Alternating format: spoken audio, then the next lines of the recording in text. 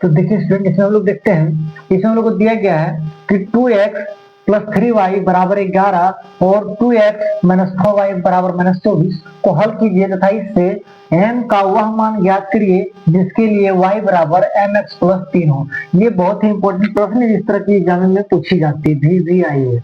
Very important प्रश्न, इस तरह के प्रश्न ज्यादातर पूछा जाता है, जो कि बच्चा का दिमाग खराब हो जाता है, लगता है कि बहुत हार्ड प्रश्न दिया गया, लेकिन बहुत ही आसानी से इसको सॉल्व किया जा सकता है। तो चलिए हम लोग देखते हैं कैसे सॉल्व करते हैं। इसमें हम लोग देखते हैं कि हम लोग को दिया गया है कि 2x प्लस 3y बराबर 11 दिया गया है। इसमें हम लोग क्या करते हैं, इसको हम लोग मान लेते हैं समीकरण 1। क्या मानेंगे? समीकरण 1।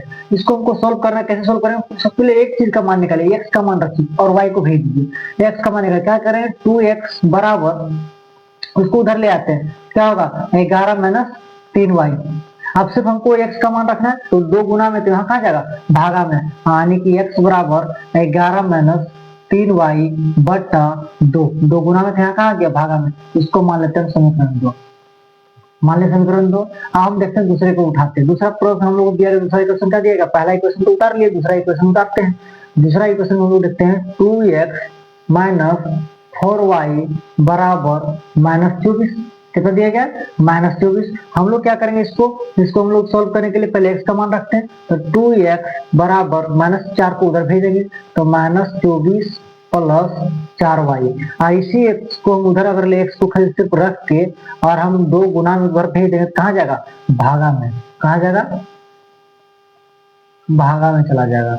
यहाँ तो कोई दिक्कत नहीं। इसको मान लेते हैं समीकरण, इसको मान लेते हैं समीकरण 3 और इसको मान लेते हैं समीकरण 4। अब हमको इसको सॉल्व करना है। अब हम लोग क्या करेंगे, किसी एक चीज का मान दूसरे चीज में बिठाते हैं। अगर हम लोग समीकरण 4 का मान समीकरण 2 में बिठाते हैं, या तो किसी भी चीज में हम लोग समीकरण का मान बिठाते हैं, तो हम लोग क्या होगा, हम बैठाते हैं, जैसे समीकरण 4 का मान समीकरण 2 में बिठाते हैं, तब सॉल्व करते हैं। हम लिखते हैं समीकरण 4 का मान समीकरण 2 में रखने पर किसी का भी मान हम बैठा सकते हैं, 2 का 4 में, 4 का 2 में, इसमें कोई तकलीफ नहीं है।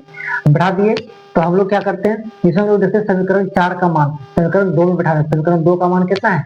x बराबर 11 माइनस 3y बटे 2।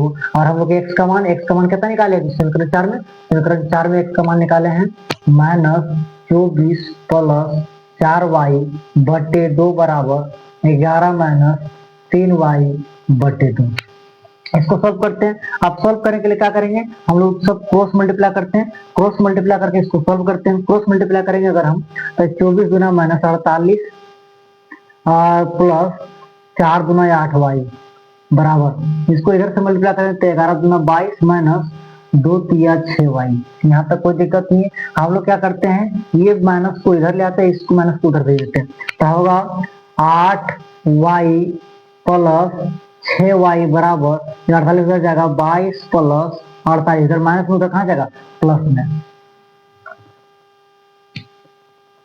अब हम लोग क्या करेंगे, 8 और 6 कितना हो जाएगा? 14y बराबर, ये होगा 22 और 48 कितना होगा? 22 और 48 से 4 2 6 और 1 7 70 हो जाएगा। आप देखिए 14 से हम काटेंगे, इधर y बराबर 70 बटा 14 करते हैं, 14 का टेबल में 70 कटेगा कितना? 5 बार में, यानी कि y का मान कितना निकल गया? y का मान निकल गया मेरा 5। अब जैसे मेरा y का मान 5 निकल जाता है, वैसे हम लोग क्या करेंगे, y को मान को किसी भी समीकरण में हम लोग बिठाते हैं, किसी भी समीकरण में बिठाते हैं। अगर हम लोग y का मान क्या करेंगे, y का मान समीकरण किसी भी समीकरण बिठा दीजिए, समीकरण 1, समीकरण 2, समीकरण 3, समीकरण 4, किसी में बिठाएंगे मान मेरा एक ही निकलेगा, उससे कोई दिक्कत हम लोग को आने वाली नहीं है। तो किसी में बिठाते हैं y का मान समीकरण, हम किसी में बिठाते हैं, हम बिठाते हैं, मान लीजिए हम 3 में बिठाते हैं, 1 में बिठाते हैं, 2 में, किसी में बिठाते हैं, हम बिठाते हैं समीकरण 1 में। क्या होगा? y का मान समीकरण 1 में रखने पर, समीकरण 1 में रखने पर हम समीकरण 1 में बिठाते हैं। अब यहाँ करेंगे 2x प्लस 3y बराबर 11। अब 2x रहेगा प्लस 3 का 3 रहेगा गुने y का मान कितना निकला? y का मान निकला हम लोग को 5 बराबर 11। अब होगा 2x प्लस 5 दिया 15 बराबर 11। ये 15 को उधर भेज देते हैं, तो 2x बराबर हो जाएगा, यहाँ 15 उधर जाएगा तो 15 उधर जाएगा तो माइनस में 15 में 11 जाएगा, कितना हो जाएगा? -4 -4 बचेगा और x बराबर ये 2 गुणा में कहा जाएगा भागा -4/2 यानी कितना 2 बार में कटेगा यानी कि x बराबर कितना निकलेगा -2। x बराबर कितना निकल गया 2 निकल गया। अब x बराबर 2 निकल गया इसको हम क्या करेंगे x बराबर 2 जब हम लोग को निकल गया अब इसको हम लोग क्या करते हैं x का भी मान निकल गया y का भी मान निकल गया हम लोग समीकरण इसको पुट करते हैं। अब समीकरण निकालते हैं हम लोग को दिया गया है कि y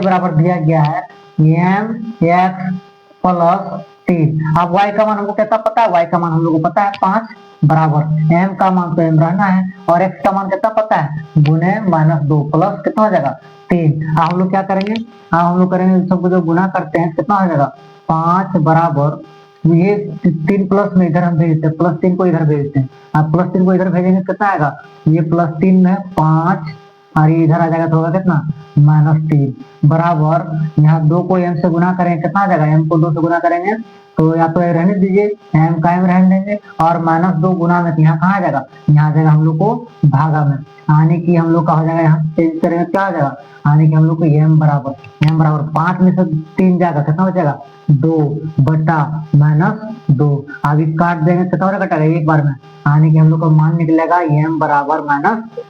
m बराबर कितना निकल जाएगा -1। हमको पूछा था m प्लस x बराबर 3 हो तो m का मान ज्ञात करें। m का मान निकल गया मेरा कितना -1। उम्मीद करते हैं आप लोग को प्रश्न समझ में आया होगा।